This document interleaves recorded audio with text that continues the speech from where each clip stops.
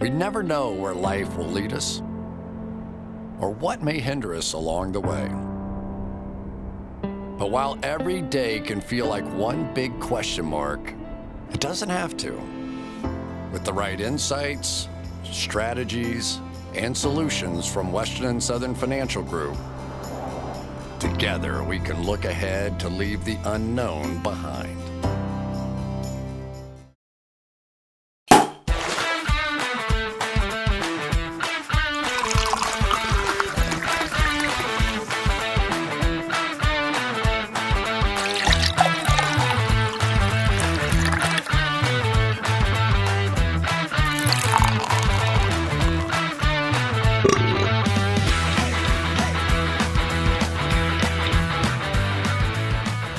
They said we wouldn't do it.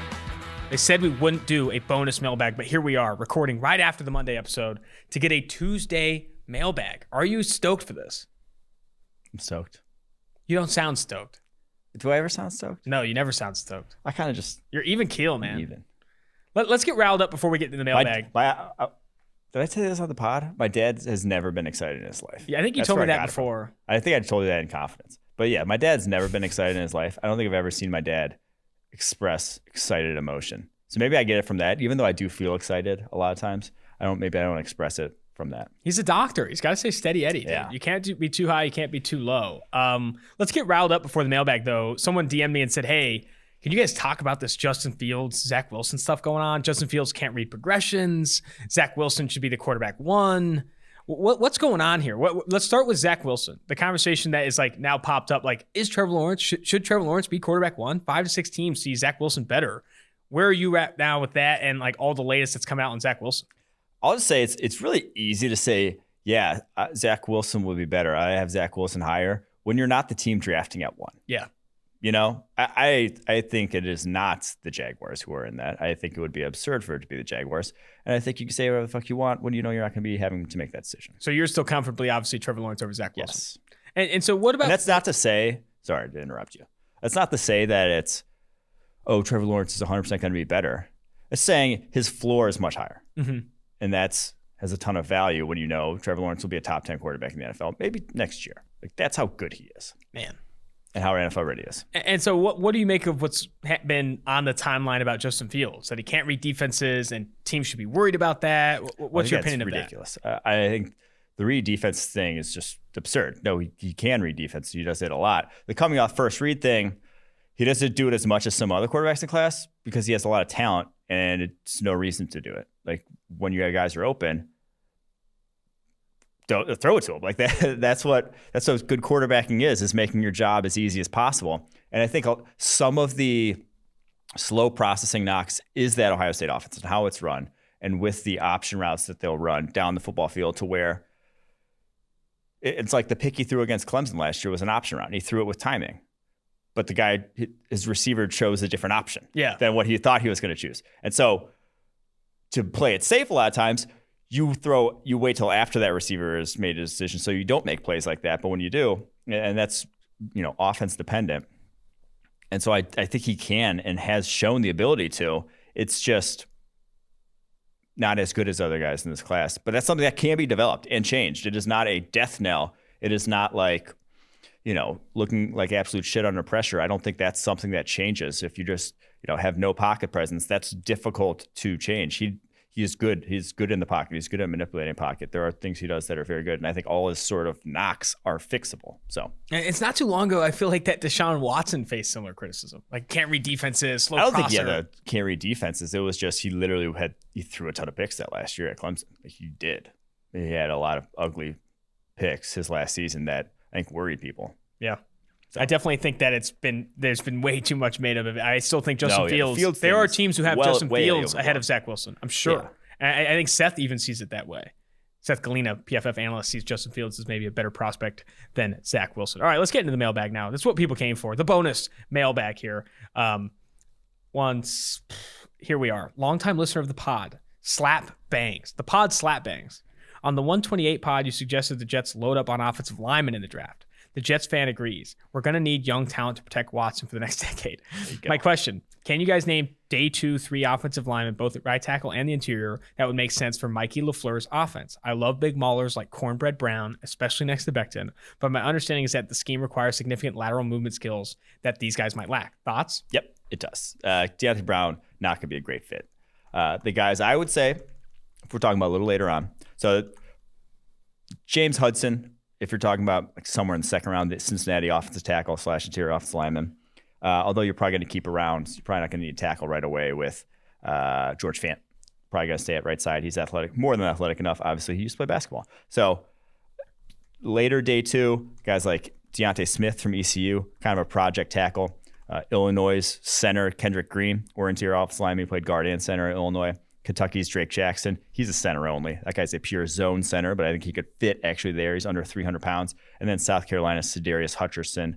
He's played guard and tackle over the course of his career. South Carolina is a Freaks List 2-time member, I want to say. But he's kind of like a day 3 project. I love James Hudson, though. I think he's getting slept on in this class. I really do like James Hudson. He's a top 50 player on DJ's board. Who's sleeping? Oh, he's a top 50 player on DJ's board? Yeah. I didn't even see that. Yeah. He's higher on that board than he is ours. Yeah. You're sleeping on him. I'm sleeping on him. Maybe you're sleeping on him.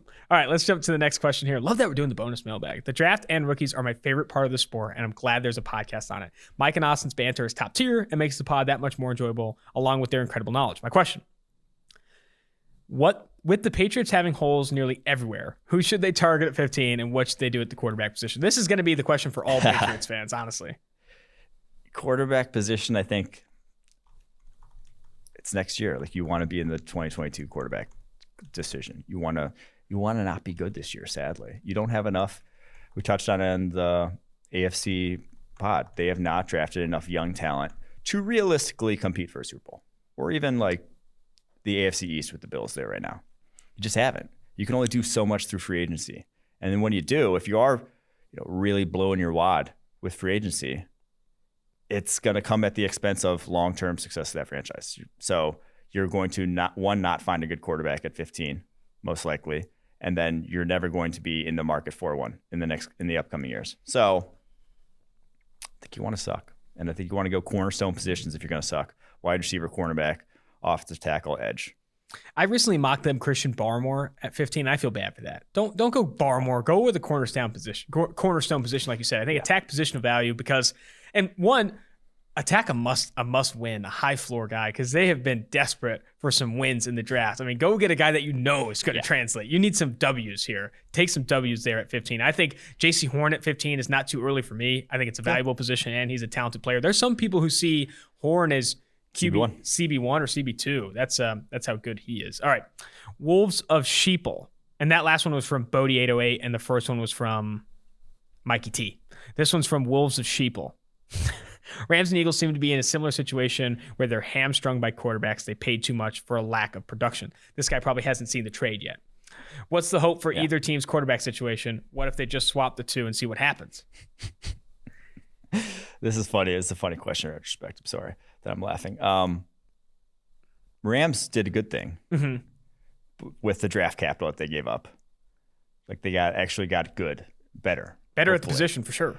The Eagles did a good thing by giving up Carson Wentz for the draft capital they got. Now, Rams are obviously in a better situation, but they also have a much better roster, you have to realize, at this point in time. So the Eagles, their hope, draft, I mean, like, it's we've talked about this a bunch. It's not Jalen Hurts. Yeah. It is taking that ticket, whether it's Trey Lance, whether it's Justin Fields. I'd be more than willing to take that shot this year. Not trade up and give a bunch of picks for it because you need that young talent, but I'd be more than willing if one of those guys falls to 6 to pull that trigger. Next one here. Jets fan 2467. 2 questions. Does this year's quarterback class have a case to be the best class ever based on the prospects coming out? Yes. This will be, like we said, there's only been one other time where quarterbacks have gone 1, 2, 3 in the draft. Could happen this year. There's only been one other time where 4 quarterbacks have gone in the top 10. And that is that is a lock to happen this year. So. And his second question from Jets fan. That was 2018, was 4 quarterbacks top 10. 1999 was quarterbacks 1, 2, 3. which of the teams picking in the top 5 have the best chance to make it to the Super Bowl in the next 5 years? Not the Dolphins, but Houston. So the worst 5 teams record-wise, it's the Jaguars. I don't think it's even close here. They are well set up with, now they'll have a cheap quarterback, a lot of cap space, and they have some young pieces as well. Like, you got Josh Allen there, possibly Caleb Chase on there as well. Like, you got CJ Henderson. You got some building blocks at, again, valuable positions that we keep talking about. And there's a reason Urban Meyer came back. I think he knows he has a window with Trevor Lawrence. Yeah, and I think you also have a good head coach option too. This would be really hard for Jags fans, I think, because there's, of any franchise right now in the NFL, I think they have the most hope. Outside of teams. You didn't hire the Ravens passing game coordinator, I'll just say. Yeah. Is what you did there. But outside of obviously like the Chiefs and the Bucs, like teams that just won the Super Bowl, I think of the teams drafting inside the top 10, top 15, this team has the most hope of any NFL franchise. They have most cap space of any team in the NFL this offseason. Yep. The favorite, if not guaranteed, to land Trevor Lawrence. Urban Meyer and a coaching staff that people respect, especially after that other guy resigned that no one liked for the off-field stuff he did bring to the table. I do think that the Jags, it would be really hard to watch them botch this. You know, if Trevor Lawrence maybe battles injuries to start, they don't spend in the right places. Like, they have a golden ticket. Spend it right. It would be difficult to, in 3 years from now, have not made the playoffs. Yes. It would be almost tough. And they're in like the best division setup-wise, at least in the AFC, to make the playoffs quickly. Man. All right, this is from Cam Shirk. Thoughts on playing Zaven Collins as a Bruce Irvin type? Strong side linebacker, edge player, and where would he rank as an edge? Seems like he would be a fit in Gus Bradley's defense as that type of player. See, I don't like edge off ball. Edge off ball is not versatile. You want to specialize in one of them. You don't want a guy, because pass rushing is such a developed skill, and it's such a skill that's, I'd say, different than off ball, and especially like blitzing is a different skill set than rushing one-on-one against an offensive tackle. Being a running back, you're coming downhill, you have a head of steam. It is a different event, shall we say, than putting your hand in the dirt and going one-on-one against a tackle. It's just a different thing. So I think he could do it. He for sure could do it. But I think that's a role that's not really a massive, like, it's not a lot of teams are in base anymore to have a role like that. And two, I think if you're going to draft him, you want him just off ball. Like, you just want him just staying off ball and blitzing heavy. You can blitz him heavily, but like from off ball, like an Anthony Barr did. And I don't think that's Gus Bradley's scheme, though. They don't blitz a lot, so I don't think it's great. Doesn't blitz at all. Yeah. Rarely ever blitzes. This is from Ronnie B. Great podcast. Love it. What position and or players should the Jaguars focus on with picks 25 and 33 when taking into account how certain positions thin out going into day 2, day 3? I do like this question because so much, not enough is made up of the Jags' second and third picks in this draft because everyone just says Trevor Lawrence, here we go. Yeah. But what should the Jags do at that spot? Those are two really valuable picks. It's obviously going to depend on how free agency shakes out. If they don't add another wide receiver in free agency, that could be Rashad Bateman, one of those two. I would love that fit for them. If they do add another wide receiver, that could be offensive line. They could take advantage of this tackle class. I think I would love for one of those two to be an offensive tackle. I would love for one of those two to be like a Christian Barmore if he falls there. Everyone's talking about Barmore falling. I think he's an impact interior rusher to add to, Josh Allen there on the edge. So I think those would all be positions and guys that intrigue me. Hard to go wrong, man. I mean, it's a deep class. Because talking about thinning out. DT's going to thin out. Yeah. Very true. I think it's hard to be wrong at 25 and 33. I think they get better at a lot of valuable positions in those spots. I think the golden ticket they have, the only way they really fail is like forcing positional need. Just drafting a running back. Yeah. That's how you fail. I do agree. Drafting like a guard. Tight end even in that spot. Yeah. Like, that's just not a good place to be. Go get valuable positions with your top 50 picks. Full stop. I don't care about need. Go get valuable positions with your top 50 picks and hope they pan out. And again, I've said this probably 1,000 times. And it's the save yourself money argument. If you don't believe in position value, say you play with 11 guys, you play in the mud, you hurt people. Look at how the NFL currently pays by position. The quarterbacks, the offensive tackles, the corners, the wide receivers, the pass rushers. Those guys make more money when you have to pay them. Safeties, linebackers, tight ends, interior defensive line, no. Go get the guys you have to pay a lot more. Again, because no matter who you draft at 25, they get the exact same salary. Exactly. So, regardless of position. Why would you draft a running back at 25? So if you draft a running back at 25, your savings versus a running back you can sign in free agency is far, far less. Yes. All right. Go get Mike Davis. Go get Mike Davis's clone. Go find a running back in late day 3 or in free agency that can get you what you need. All right. This is from that dude, Brennan Sir. As a long-suffering Cowboys fan, draft season is the true exciting postseason for me, and this pod is a must-listen. I have become, all caps, enamored with Jeremiah Owusu-Koramoah of Notre Dame. I think he is better in coverage, a better playmaker, and has quicker reaction time and speed in general than any linebacker the Cowboys currently have. I'm intrigued with the versatility aspect of using him at safety in certain packages and just think he has the play style and personality, to be heart and soul type for this defense. Dude loves Jeremiah Owusu-Koramoah. Big JOK fan. 2 questions for JOK if that's cool. How does he fit scheme-wise in Dan Quinn's defense? And is JOK good enough to justify trading away a 2022 first-round pick to get back into this year's first round to draft him? I think he's box safety at Dan Quinn's defense. I don't even think he'd be a linebacker. 100%. There. Yeah, he would be your Cam Chancellor, your Keanu Neal. That's what he'd be. I think he'd fit. Now, what are you giving up? A 2022 first-rounder to go back up there? No, sir. That's tough. It's a tough Trading ask, 'cause you would future be first-round picks for non-quarterbacks is bonkers. Yeah, I don't think that's sound decision making. I'll say I've said bonkers too much. Because also box safety is the lesser valuable. Like it's not a super valuable position. So all right, let's jump to Donnie Hustle 8. I love that name, Donnie Hustle. They make the nitty gritty of draft analysis approachable and interesting. Combine analytics and tape watching to give legit insight instead of just parroting the numbers. Vikings have a lot of holes, and after 3 years of the Cousins experience, I'm ready to lay down in traffic. At 14, it looks like the board will fall to either Edge 1 or OT 3. Where would you go if you're them, or would you pivot and target elsewhere? I like Edge for them. I think you can maybe get the, like I said, Edge 1. And Edge talent doesn't really last. I'm not sure that's going to be around the second. So Cousins has played behind poor offensive lines before. You have some guys kind of in the pipeline that you can stick there, plug an offensive line. What's his face? The Boise State tackle can be your eventual LT. Ezra Cleveland. And it's like you could find a guard, hopefully day 2 somewhere. It's that deep of an offensive line class. So I would go Edge. I like Edge for them too. And I think they're going to go after one of these guys with length and athleticism. That's what the Vikings want. All right, this is from Sujit X. Mike's voice is what I need to hear before I sleep. Wow. My mom has similar feedback for you. Wow, that was a weird joke. What traits for linebacker are the ones that you look for in prospects that translate best to the NFL? For my Rams, who are some second and third round linebacker prospects they could possibly snag? Burst. You got to have burst at linebacker. Short area, the broad jump, vertical jump, 10 split, that position. Remember, Jamie Collins was the 11-foot broad guy. That explosiveness. Very big. Because that's filling a hole. That's attacking a block. That's a lot of different things at linebacker. It requires explosiveness. So that's a big one. Plus, you're always in short areas. You're always working in tight spaces. You need to be that 10-yard split is more important than your 40. And then after that, I think change of direction, balance. It's kind of like one thing.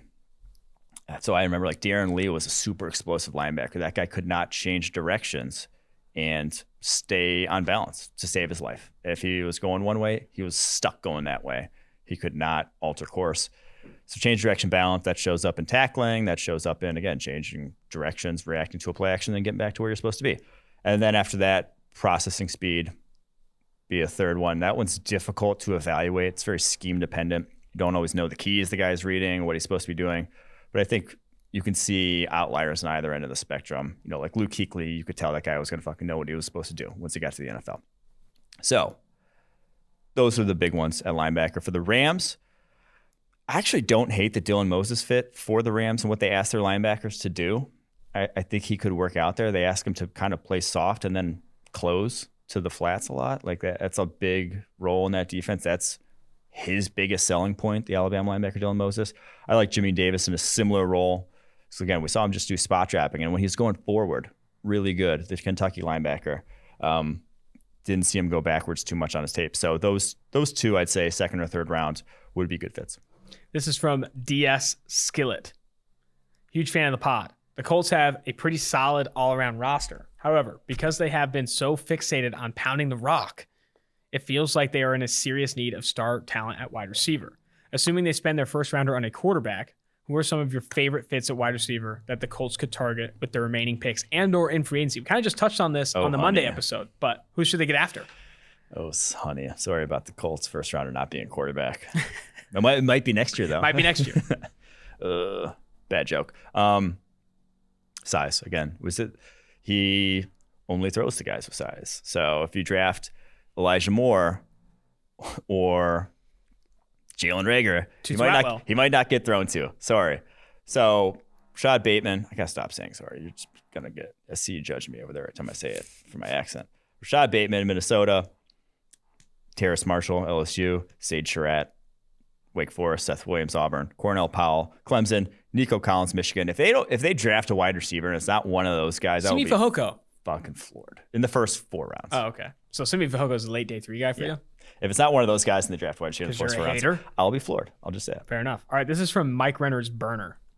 Great pod, fella. Quick questions. Spell my last name. So the Colts, and I'd imagine the football team will overpay for Stafford and Watson, is off the table because the Texans aren't stupid enough to trade him in a division. So this came before the Wentz trade.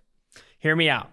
It would probably cost the Colts 2 first-rounders, but he could sit behind Brissett for a half a season and a run game who dominated with Taylor. I don't know what he's doing here. Oh, they wanted to trade up to 7 for Fields. They wanted to trade up for Fields or Lance, and it just didn't happen. I wish you would have, honestly. That would have been better. That would have been a better situation? Yeah. Because then they could have traded their, number 21 pick, and then that first rounder that's currently a condition. That could be Wentz next year. So. Man, they probably should have done that. Unfortunate for Mike Renner's Burner. And this is unfortunate for us who are backlogged on mailbag questions, and this is why we're coming back, and this is why we're doing the bonus episode. This is from MMRT6767. Richard LeCount, criminally low. Can you guys explain how the PFF big board has Georgia safety Richard LeCount as the 15th ranked safety in the draft? He's a Georgia alum, big fan of the Dogs. I really just can't see how LeCount could be so low. I know you guys are weird about age. We're not weird about age. Brenner loves young. He's only 22, and he had his draft, and he had his dirt bike accident, but his tape from second half of his junior year through 6 weeks of the senior season was overall really strong. Okay, either way, LeCount, why is he so low? Size. And he's kind of in that gray area of prospects I often struggle to really pin down, in that there's not a ton of weaknesses to his game, but that I struggle to find like a thing that he can hang his hat on that he does well when projecting next level. But he is, the biggest weakness to his game is that he is a very small safety. He's 5'11", 190. Oh, wow. You're not going to play in the box like in the NFL at 5'11", 190. And you already had some issues with tackling this past year at Georgia. And so he's a deep guy pretty much exclusively, and that's going to limit him. I didn't think he was a guy who could necessarily drop down and guard the slot like a Rich Grant could that we've seen. I don't think that's his game. And so I think he's very sound on the back end. But like 10th ranked safety, he's 120th on their board now overall. That's just kind of where you get a guy without super high end traits. I'm with you, man. I think that's a good spot for LeCount. How old's the girl you bring on a date Wednesday? Let's not get into that. Sorry, Adam Sahili or Sahil. Maybe we'll get into it after. Maybe. I've been watching since 2018 and love the show. That's awesome. Austin and Mike, and even Anthony, who comes on the show here and there, Anthony Trash, follow him on Twitter at PFF_Anthony, are always prepared and give great information. That being said, I'm here watching the Senior Bowl one-on-ones, and it looks like Dylan Radins is winning almost every single rep. What are you guys' thoughts on him? He was. Almost every single rep. He had a few losses, but he's a dude. Like I went in with tempered expectations because even 2019, I guess I just expect if you're playing FCS competition, you never lose. Now that's maybe a little unfair, but the guys he's playing are not going to be playing in the NFL. I would like for him to win most reps. And he didn't, but also, guys develop. And so only one game this past year, he did look a lot better. Didn't lose, didn't have a loss, didn't have a lot of pressure in that game against Central Arkansas this past year. Went to Senior Bowl. I'm all in. I think that guy's a first-round talent at this point. He added a second question as well. Okay. What are your thoughts on going after corner or edge at 30 for the Packers? Okay. Edge, I don't think so. Now, they may part ways with Preston Williams and Zadarius Smith. Again, it's what we talked about. Preston Smith, you mean? Preston Smith. What did I say? Zadarius Smith? Preston Williams. Who's Preston Williams? You said wide receiver. Yeah. All right. Preston Smith, Zadarius Smith brothers. They may be gone. That's the fickle game you play with free agency, because those guys are now, their cap hits are pretty dang impactful. Obviously, I think they'd be able to get something back for Zadarius Smith. He's been that good, but Preston Smith might just be an outright cut. So I could see edge, and it's a deep edge class, and that's kind of the Packers' MO. They go defensive line, they go defensive line. So I think they could be in the market for a guy like that. Maybe like Carlos Basham or something, drafting at that point in the draft. But I'd prefer cornerback, even though corner value there is pretty meh. It's the problem. So, and then cheap vets at wide receiver.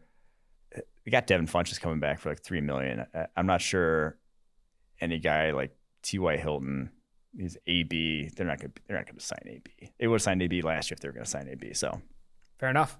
Yeah. This is from Waka123. Love the show. Just got to get Austin to change up absurd for a different word. I've been using bonkers lately. Bonkers is nice. We're trying some new stuff. I've been taking feedback well. Falcons fan. If I'm not enamored by either Wilson, tape is hard to eval due to competition woes. Guys are running wide open everywhere. Didn't look great against CCU. Coastal Carolina, I think is what he's referenced. Or Fields. Decision making is below average even for college. This guy's a good evaluator. This guy's trying to throw some evaluating knowledge at us. And what QBs are out there for the 2022 and 2023 drafts to keep an eye on? This guy's looking to 2023. Mm-hmm. I think the Falcons could go Sewell if available, or trade down and take a flyer on Newman or later rounds and trade away Ryan for capital. Oof. If you trade away Ryan for capital, then you would be in the class. The problem is you're not going to be in it. You're in the 2022 and 2023 classes of the quarterbacks. You're going to be in position to draft them. You're not going to be in it if you keep Ryan. That's the problem. Yeah. You don't bottom out. At least you shouldn't. You shouldn't be. Yeah. I got some synonyms here for absurd for you. Preposterous. You sound like Stephen A. Smith if you start throwing around too preposterous. Many syllables. Ridiculous. Ludicrous. Farcical. Any of these hitting? No. Airbrained. Airbrained I like. I'll go airbrained. I kind of like farcical. All right. Although it's more... I don't know if I've ever heard anybody actually use that. Yeah, I don't think anyone's ever used that. That's farcical. Preposterous is good. Farcical amount of athletic ability. Okay, quarterback class, though. 2022. 2022 looks good. It's shaping up to be good. I think Howell, Spencer Rattler are two guys. If you told me I had to get them as my franchise quarterback right now, I'd think they could get it done. Keaton Slovis of USC and of Sam Howell of North Carolina, Spencer Rattler of Oklahoma. Keaton Slovis of USC is kind of outside looking in. Matt Corral. He's a big year. Ole Miss, outside looking in. Jaden Daniels and Emory Jones of Arizona State and Florida, respectively. We took questions about them on previous mailbag about what we think of them. Talented guys, not really number one pick kind of guys at this point.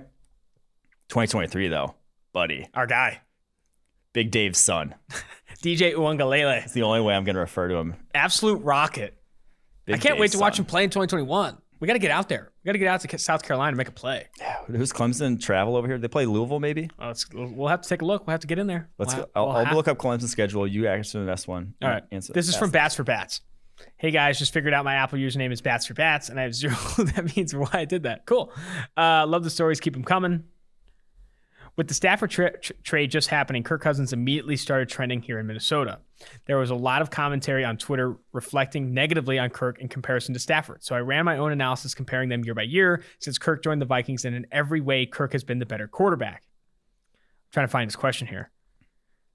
You guys would also be shocked from how much desire there is here to trade Kirk and trying to get a play for Wilson. Sorry for the novel. You guys are the best. I don't know what his question is necessarily. While any Kirk hypothetical is first or fourth round pick for tops, should they trade Kirk? Yeah. Okay, so Clemson travels to Louisville November 6th next year. Let's do it. We have a tailgate spot too. Oh, do we? Yeah, my uncle's got a spot in the lot. Let's go. We got a couple spots actually. Yeah, let's do that. Did I ever tell you about the time I went to the Louisville Notre Dame game a couple years ago when it was week 1? And I didn't know shit about Louisville. We went to I didn't know like anything about the tailgate.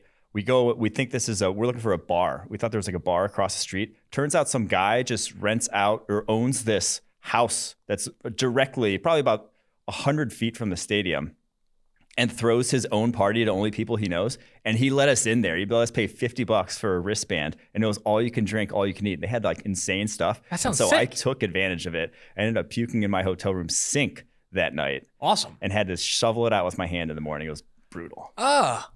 I've only puked in a sink once. I have It's a the bad habit of worst. puking in It's sinks. the worst. Why cleaned not go out- for the toilet? You I've always cleaned out wake up about the a next half day and it's like, dozen what do we? sinks at least in a Half day. dozen? Yeah. Dear God. It's like. Can we answer Bat for Bat's question here and stop talking about puke in the sink? Should they trade Kirk Cousins? that's what I've gone back and forth on, because they're not that good, but then you're really behind the 8 ball if you don't have Kirk Cousins. You got nothing there. You're at pick 14. You could really mortgage. I don't know what you're going to get back for Kirk Cousins, a 1, a 2. The thing that I think that he's mad at about, why can this guy get a first and a second, but Kirk Cousins can't? It's because Kirk Cousins would have a $35 million cap hit for his new team in 2022. That's a lot of cap hit. Like, that is probably above market value for Kirk Cousins. Is the problem, is that you're really, unfortunately, not saving that team that's going to trade for many money. So they're going to pay him a lot of picks and then have to pay him a lot of money. So I think that is why you're not seeing a big return. But honestly, I'd probably keep Kirk. Like, you're not terrible in Minnesota right now. Once you get guys back like Danielle Hunter, like Michael Pierce, like, you're not in an awful situation. All right, this is from Candler Curtis. Love the show. When evaluating prospects, how much weight do you give each of the following? On-field performance / grade / production, off-field character, level of competition faced, and then measurables or traits or athleticism. That's like the $1 million question. Yes, the holy grail. Please tell me, actually, if you know. And it depends on the position. I'll kind of just give some examples here, I guess. So measurables, we're talking about a center, guard, not that big a deal. I'm not that worried if they don't have the measurables. We're talking about a cornerback, I'm worried if he doesn't have measurables. We're talking about an edge, I'm worried if they don't have measurables. Wide receiver, again, not that big a deal. And then after that, it's like, well, what kind of player are they? Are you a man corner? You better have measurables. Are you a zone corner, just tackler? Not as big a deal then. Are you a wide receiver that, wins underneath, intermediate, big catch radius? I don't really care if you're fast then. That's fine. You can win at those levels of the field in the NFL wholesale. That's Michael Thomas' whole game. So level of competition, are you facing, a super low level competition, but you're absolutely utterly dominant and no one's like there are levels to all of this that it's hard to really. The one thing I'll say is off-field character. If they smoke cigarettes, they're off the board. I agree with that. It's not like if you smoked a cigarette, but if you chain smoke cigarettes and you're pursuing an NFL career, you're off the board. Yeah. Yeah, off-field character is, again, it's like there's so levels to this, and that's what makes... Off-field character is a wide spectrum. You could be smoking cigarettes, you could be not a good teammate, or you could be getting into illegal stuff, be violent, anger issues. But then, like, a lot of those things that I think are off-field issues that then show up as on-field... impact. Or that are impacted on the field can show up actually on the field. If you are not a hard worker and you don't develop over the course of your college career, that actually shows up on the field. It also shows up in the interview process. You can tell, and that you'll see it in the grading and things like that. So I think it also shows up in the interview process. And I know you knocked the interview process a little bit, but the Ja'Kai Polite situation is an interesting one. Yes. There's also Matt Rule's comment at the Senior Bowl saying he got in an elevator with the prospect, and 10 minutes in, he said, I would never draft him. It's like that. He smelled? I don't know what the smell was. I think it could have been a factor, but I do think that just ripping ass the whole NFL teams ride. and NFL evaluators take into account the interviews because you need to know the type of person you're bringing into your locker room. Yeah. Type of guy. All right. This is from Wesley Sava. February 1. We're finally on to February 1. Let's go. Love the show, and you guys are always a good listen in the car ride. Bills fan here. If you are the Bills in the draft and major need is to improve the interior offensive line, do you use 30 on a guard, a yak weapon, or trade down to draft a couple of guards on day 2? So I'm not the biggest fan of drafting to beat your division or whatever teams, which is often something you hear about teams doing. I am a fan of drafting to win your conference, though. If you are in a conference that's going to have Chris Jones in the playoffs, that you're for the foreseeable future, I'd like to get some good guards. You're going to have to go through him. He torpedoed your game plan last time.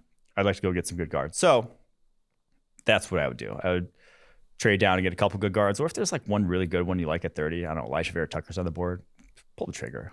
You'd like some security. You'd like that guy to be able to come in and contribute right away. Not Najee Harris, not Travis Etienne. Yes. All right.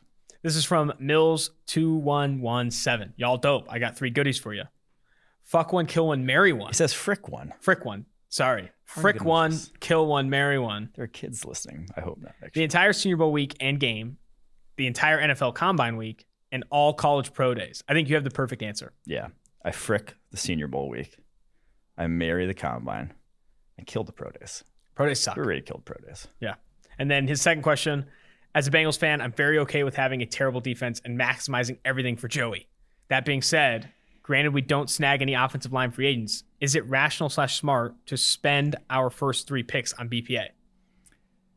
OL. Oh, O-line. So O-line, just go best O-line available. No, because again, if Penei Sewell's off the board, Don't just don't reach. reach for Yeah. Christian Slater. Or whoever is up next, Christian Darrisaw. If there's like a wide receiver, if Rashad Bateman's staring you in the face top of round 2, or like Elijah Moore, or someone you love, don't just go off the line just because it's there. So I do like that though. Very okay with having a terrible defense. I would not hate just saying, hey, let me see where we can push Joe Burrow's ceiling to in terms of this offense. Can I be the Saints with Drew Brees, where you're lighting up scoreboards and that's how you're winning? Like Drew Brees in his prime, obviously, and that's how you're winning games. And I don't mean to put any evil on anybody, but if your defense sucks this year, Louis Anarumo's gone, which probably It's better. Yeah. that's not the worst thing in the world if he's not here next year. That's the thing. you It's know? like if you're a good team and you've proven you have a good one side of the ball, you can kind of attract better talent than you did when you didn't have anything No, to go absolutely. through whatsoever. And his third question from Mills here is, who are 3 players that opt out in 2020 that you wish didn't? Jamie Newman's the guy I keep going back to.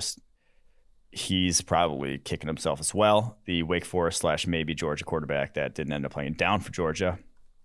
Joe Tryon, because we've heard from Levi and Uzurike, if you listen to the interview, that he's a dude now that he's putting on. Right, we saw on his Instagram too. The guy's massive. Jacked now. And so we didn't get to see him this past year after, 71.8 pass rushing grade the year prior, 2019. So it really wasn't consistent. But, I mean, he just like the reps. He has reps that other people can't do. That's why you draft guys like that. And then Walker Little, the Stanford tackle, obvious reasons. We've talked about him a bunch. Yeah. Also friend of the pod.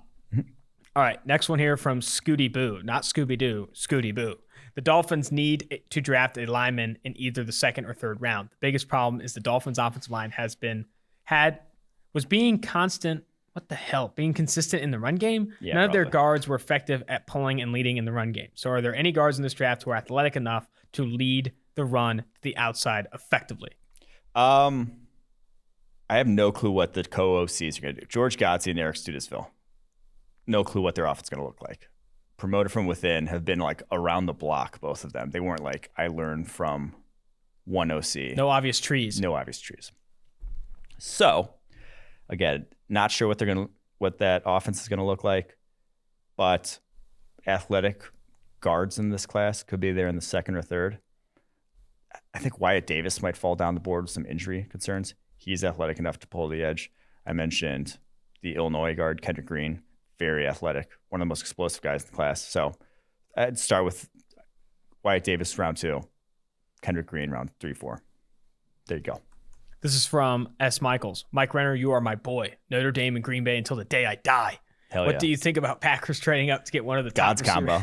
God's combo. What do you think about the Packers trading up to get one? Is this from Brady Quinn? The feud, the chosen. What do you think of the Packers trading up to get one of the top receivers in the draft to compete with the other top offenses in the NFL and eventually replace Devontae? Quinn was a Browns fan growing up. Come on. Sorry about that. Don't get it twisted. We'll get him back on the pod. I'll send him a message out here. LFG. He was talking about I was talking to him about my dating history, and he was giving me some pointers. Can't wait. Can he give me some pointers? Or is it because he doesn't talk to people who didn't go to Notre Dame? No, he doesn't talk to That's me. right. That's right. Sorry about that. What's the question again? Who should they take? Should the Packers trade up for a receiver? Ooh, that's a good question. And I would, if it gets around 17 and Devontae Smith, Jalen Wild, Jamar Chase still on the board. If it gets around that range, I'm doing it. I would do it. I think they are that caliber of receiver that could step in right away, and you would be Super Bowl frontrunners. And there would not be teams would not have. They would not be Could Super not Bowl be a- front runners. The Chiefs and Bucks would have better odds. I'd make my own odds. All right? Jeez.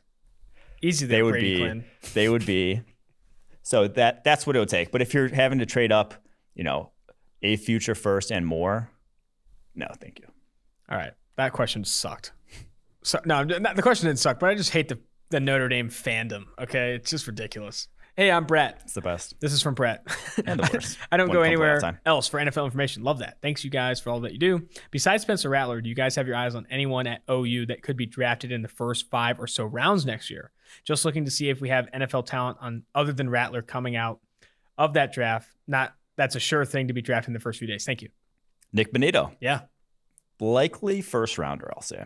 He's edge rusher, the highest graded edge rusher in college football this past year, but he was small. I think he played in the 230s, but was only a redshirt sophomore. Think he can get up to around 250. At that point, he's more than athletic enough. Between him and Ronnie Harrison, I like Bonito better as prospects. Oh, wow. All right. This is from _SAJ87. Love the stories lately and always bringing interesting scouting takes. Given the league is very copycat oriented, we often see a lot of teams vying for similar player types in order to fit the scheme du jour. In your opinion, which types of players are currently undervalued? And any guesses on what scheme could become the next big thing in the league? Ooh. The undervalued are versatile safeties. There is not a single NFL safety that makes over $15 million a year. Holy shit. There are, I think, 7 offensive tackles that make over $15 million a year. There's offensive tackles that make over $20 million a year. A versatile safety like Tyrann Mathieu, like Darnell Savage, like the Justin Simmons. Those guys are worth every penny. Those guys are worth more than $15. Those guys are worth, and according to wins above replacement, like safety is a top 5 most valuable position in the NFL after quarterback. So versatile safeties, I think, are very undervalued. Last year, we saw versatile safeties: Grant Delpit, Xavier Howard or Xavier Rhodes? Who are you talking about? McKinney. McKinney. Yeah. Oh. Xavier McKinney, go second round. Not even go first round. Those versatile guys that can do a lot of different things, not even be coveted as first rounders. I think safety is being undervalued. And the next big thing, scheme-wise, I think it is what the Rams are running defensively.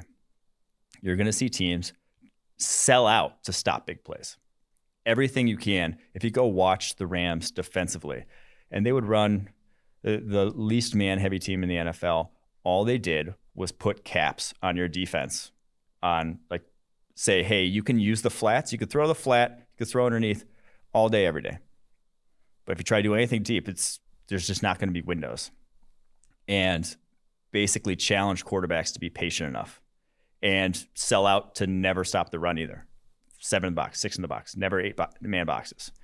So basically daring you to do the less efficient things efficiently every single time without that one play taking a sack, without that one negative play. Once you get that negative play, you were done. So making teams really challenge them to go down the football field. I think that you already saw the Packers go hire, kind of do the Zach Taylor effect for the defensive side of the ball. They're hiring any guy who was in contact with Brendan Staley last year just so we could run that defense. That, I think, is the future. I definitely agree.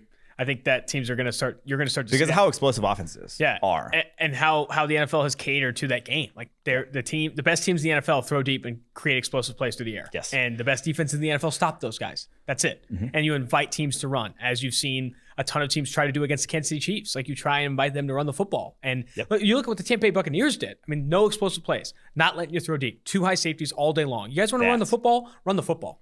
That's what you're going to see. I think you're going to see a ton of that. JT_2543. Last one here of the bonus mailbag, and then we have the Wednesday episode, and then the actual mailbag coming on Thursday. Hey guys, huge fan of the pod. I try to listen to every episode and it makes my day every time. Love that, man. If the Bears were to have all of their draft picks this year and sign a cheap quarterback, which seems unlikely, what would be the best way to attack the draft? Tackle in the first, then wide receiver, and interior offensive line in the upcoming rounds feels like the best option. Thanks. I don't think there's necessarily one way to attack it, but with the strength of this tackle class, there would have to be probably 3 tackles off the board already. Now there could be for me to not really want to go tackle. I think, you have a couple competent tackles still. I think Bobby Massey and Charles Leno are still there, but that's kind of they're about the bottom of both of them is the crazy thing. They've been the tackle duo there for 5 years. They're about as bad as it gets, but to where you're happy enough with them to not replace them. But now I think the rest of the offensive line kind of crumbled to a degree where people are saying, oh, we need to upgrade at that position. I think that's a reasonable take to have. So if Christian Darrisaw is on the board at 20, you're pulling the trigger on a Christian Darrisaw for sure. But then after that, I think there's no one position I would say have to go there. I think you could address places defensively. You could address linebacker. You just add help to that defensive line. Valuable positions. So, so many of these mailbag questions are, what positions do they attack? What needs do they need to fill? But I do think the Bears, talk about life cycle, they're in a guy that needs to make an impact right away. So you can't just draft a backup. But I think linebacker could make that impact. I think you can make that impact along the defensive line. Wide receiver, if they lose receiver, Allen too. Robinson. Yeah. Well, that has been fantastic. A bonus mailbag. Maybe we have to do this again if we keep getting reviews. Remember, if you want your question answered on our mailbags, whether it's a bonus or a real one, go to Apple Podcasts, leave a 5-star review, and drop your question there. We will get to it. As we've shown, the effort is here. Quinn's in here working late. You're out here grinding the tape. We will get your question answered. Go to Apple Podcasts, leave a 5-star review, and we will get to it. Thank you so much. Austin Gale, Mike Renner, producer Mike Quinn, 2-for-1 Drafts.